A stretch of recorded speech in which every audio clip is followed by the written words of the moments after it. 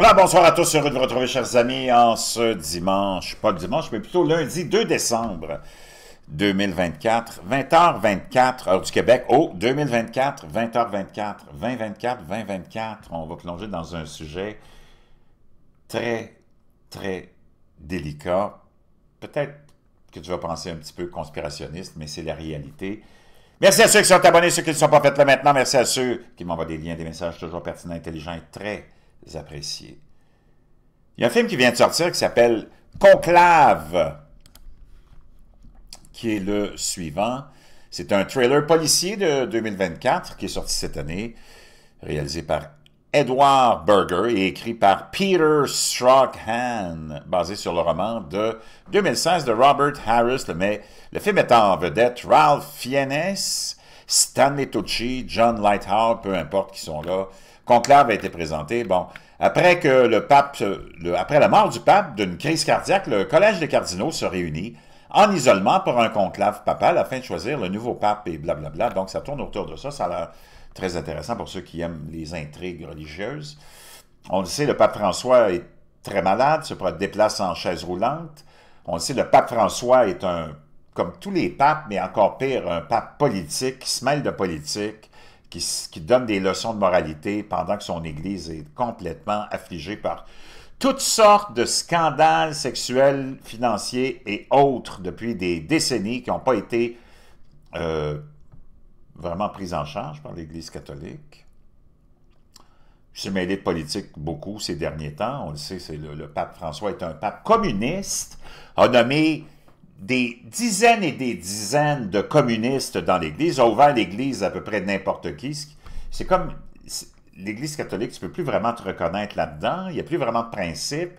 Le pape François, on pourrait dire que c'est lui qui a déglingué l'Église catholique, la foi chrétienne. C'est complètement hallucinant. Un de ses grands représentants, c'est le chef jésuite marxiste qu'on voit ici, Arturo Sosa Abascal, communiste et moderniste vénézuélien, qui met en œuvre le programme de François, conscient de l'adage selon lequel le personnel et la politique, le pape François a implanté des marxistes dans toute l'Église, y compris au sommet de l'ordre religieux en difficulté auquel il appartient. On sait que François est un jésuite. En 2016, les jésuites, avec la bénédiction du pape François, ont nommé comme supérieur général un Vénézuélien, le père Arturo Sosa Abascal, dont les convictions communistes sont connues depuis longtemps. On sait que le communisme est lié à l'autoritarisme, au totalitarisme et au contrôle du citoyen via une pseudo-moralité qui est décadente et qui est basée sur de la fiction et de la désinformation. Sosa a écrit sur la médiation marxiste de la foi chrétienne, affirmant que l'Église devrait comprendre l'existence de chrétiens qui se disent marxistes et s'engagent à la fois pour la transformation de la société capitaliste en société socialiste. En 1989, il a signé une lettre louant Fidel Castro. Wow, faut le faire pareil, là. Tournez dans n'importe quel couloir du Vatican de François et vous tomberez probablement sur un communiste. François a un communiste à la tête de son ordre, un communiste à la tête de son conseil des cardinaux, le cardinal hondurien Oscar Rodriguez Maradiaga, un communiste à la tête de l'Académie pontificale des sciences sociales, Margaret Archer, une sociologue britannique qui a déclaré qu'elle représenterait la gauche marxienne. Et des communistes comme le théologien brésilien renégat de la libération Leonardo Boff et la socialiste canadienne, ou le socialiste canadien, ou la socialiste canadienne plutôt, Naomi Klein, qui rédige ses encycliques. Ce n'est pas un hasard si le seul candidat à la présidence des États-Unis à s'être rendu au Vatican pendant la campagne était un socialiste qui avait passé sa lune de miel en Union soviétique. Bernie Sanders s'était rendu au Vatican en avril 2016 après avoir reçu une invitation de l'évêque argentin Marcelo Sanchez Sorondo, ami proche du pape François. Nous avons invité le candidat qui cite le plus le pape dans la campagne. Et c'est le sénateur Bernie Sanders, un juif, imagine-toi, qui a expliqué à Sorondo qu'il a ajouté que le programme de Sanders est très analogue à celui du pape. Aïe, aïe, aïe, aïe, aïe, aïe, aïe. Et je te laisserai ce lien-là qui est vraiment intéressant où On t'explique tout ça. Donc, ça a été infiltré totalement par le communisme, par le socialisme. On le sait, il y a eu une élection importante qui a eu lieu aux États-Unis le 5 novembre. La rationalité est revenue à la tête de liste des priorités de l'Occident, parce que les États-Unis sont encore le pays le plus important de l'Occident, le plus influent, mais dans le monde aussi, mais surtout en Occident. Et l'agenda woke, entre autres, vient d'en prendre pour son rhume.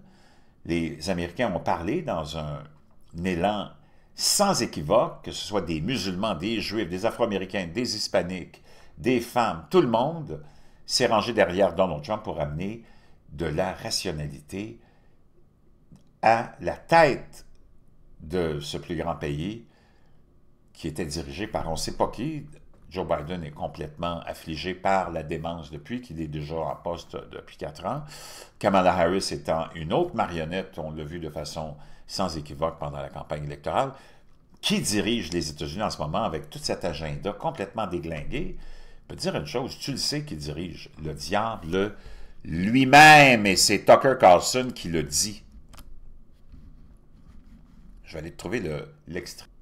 Donc, on va aller écouter Tucker Carlson, qui est une des personnes les plus influentes au niveau des podcasts, qui a été pendant 35-40 ans dans le complexe médiatique, en passant de CNN à MSNBC à Fox News, son dernier arrêt dans le complexe médiatique, avant d'être congédié pour des raisons obscures que je connais, et qui a une influence incroyable, a commencé son propre réseau à des millions et des millions d'abonnés, et qui en connaît tellement sur le fonctionnement de Washington, de la corruption de Washington, et qui se fait poser la question, il était avec Redacted, Clayton Morris, que j'aime beaucoup, de la chaîne Redacted, et Clayton Morris lui a demandé, quand on regarde tout ce qui se passe depuis 4 ans, depuis l'arrivée de Joe Biden au pouvoir, on se demande qui est en charge des États-Unis, parce que clairement, lui, il est complètement sénile, puis Kamala Harris est plus occupé à boire du vin que faire autre chose. On va écouter la réponse de... C'est vraiment... Tout est relié à tout ce que je viens de te partager.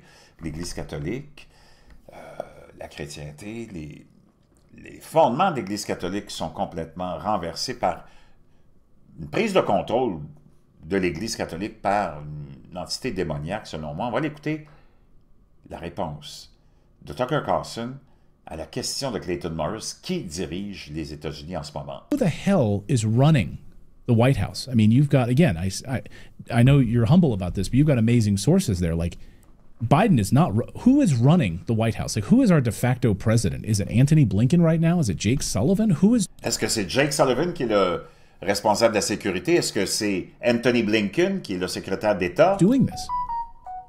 Well, if you'd asked me yesterday morning, I would have said Tony Blinken, who is...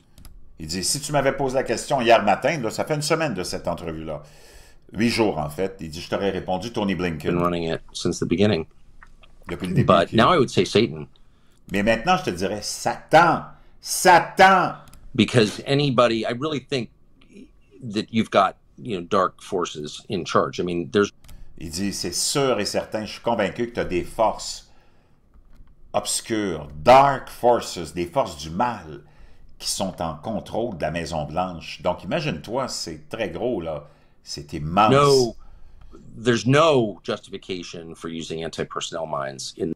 Donc, c'est les forces du mal. Satan lui-même, c'est sorti de sa bouche. On les réécoute. Who is running the White House? Like, who is our de facto president? Is it Antony Blinken right now? Is it Jake Sullivan? Who is doing this? Well, if you'd asked me yesterday morning, I would have said Tony Blinken, who has been running it since the beginning. But now I would say Satan. Because anybody, I really think that you've... Wow! Ça t'en dit beaucoup sur ce qui est en train de se passer au Vatican. Est-ce qu'on va avoir une renaissance? Est-ce que la raison va... Mais on l'a vu, il a infiltré tellement l'Église catholique avec tout ce personnel-là. C'est un peu comme ça qu'on agit dans nos gouvernements. Le gouvernement mondial infiltre plein de hauts fonctionnaires qui ne sont pas élus, des gens dans des postes qui ne sont pas élus, qui dirigent la machine gouvernementale et contrôlent la machine gouvernementale, contrôlent la machine du narratif, contrôlent les médias, contrôlent tout le monde. Et ça va être dur de ramener l'Église dans le droit chemin. ouf. Mais tout est possible.